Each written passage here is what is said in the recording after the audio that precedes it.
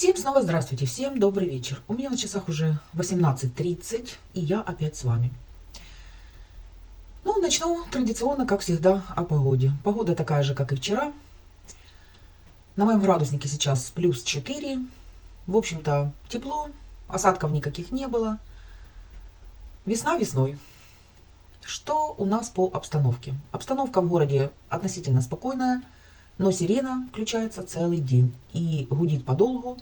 Вот и сейчас, по-моему, включена. Снова тревожно, снова как-то не по себе. Знаете, до этого сирена эта включалась, можно сказать, постоянно. Но смотришь, что происходит в других городах, и сейчас как-то эта сирена воспринимается по-другому, как вот тогда, когда обстреливали и нас. Но в городе все продолжает работать, все стабильно, люди живут своей обычной жизнью. Сегодня я ничего не готовила, правда, сварила в небольшой кастрюльке суп маме. Маме надо, потому что ей нельзя много есть всяких салатов, всяких вот таких блюд. Ей нужна отдельная своя, можно сказать, диетическая еда. А все остальное доедается. Практически все уже доели. И, наверное, с завтрашнего дня мне нужно уже что-то готовить. Целый день сегодня занималась своими домашними делами. Что-то убирала, что-то стирала, где-то заметала, что-то перекладывала. В общем, все как всегда. Машину нашу сегодня Андрей отвез на покраску. Наконец-то насобирали денег, но покрасят только капот. Потому как, чтобы покрасить еще и бампер, и одно крыло, второе крыло, это еще в половину больше денег. А капот уже начал ржаветь. Поэтому срочно нужно покрасить. Не знаю, сколько будет машина на покраске. Андрей говорит, дней 10, наверное. Так что мы пока без колес. Мне сейчас, в общем-то, никуда и не надо в магазины. Разве что на Рождество еще что-то придумаю приготовить. Я бы хотела, конечно, я вам уже говорила, сделать вот этот суши-торт, потому что меня многие спрашивают его рецепт. Хочу сделать отдельным видео. И, может быть, испеку какой-то торт. Больше ничего я такого готовить не буду. Я думаю, все наелись всех салатов, и холодца, и голубцы. Голубцы еще есть, полкастрюли. Так что ничего особо готовить на Рождество я не буду. Пока я ничего не готовлю, это не значит, что другие люди не готовят. Позвонила вчера кума с села и говорит, мы особо ничего и не делали. Пожарили шашлычок, сделала, говорит, один салатик, все уже съели, то есть еще вчера все съели. А у меня, как всегда, у меня еды на 3 дня. Поэтому для тех, кто уже все съел и снова нужно готовить, а может быть для кого-то как раз на Рождество пригодится этот рецепт. Сегодня я размещаю в этом видео рецепт очень классного и очень вкусного пирога под названием подсолнух. Кто еще такой пирог не пробовал, не выпекал, попробуйте обязательно. Он готовится несложно. В этом видео все подробненько я показала, как его нужно сформировать. Этот пирог, начинка очень вкусная. Пожалуйста, кому нужно, можете посмотреть во второй части видео. Этот пирог я готовила уже очень много раз. Раньше он у меня был праздничным пирогом, потом как-то стал повседневным пирогом. А вы сами смотрите. Вообще, это, конечно, праздничный вариант пирога. Елочки свои я пока не убираю. Обычно у нас елка, которая большая, она всегда стоит аж до 19 января. Пусть радует глаз и та елочка, и эта елочка.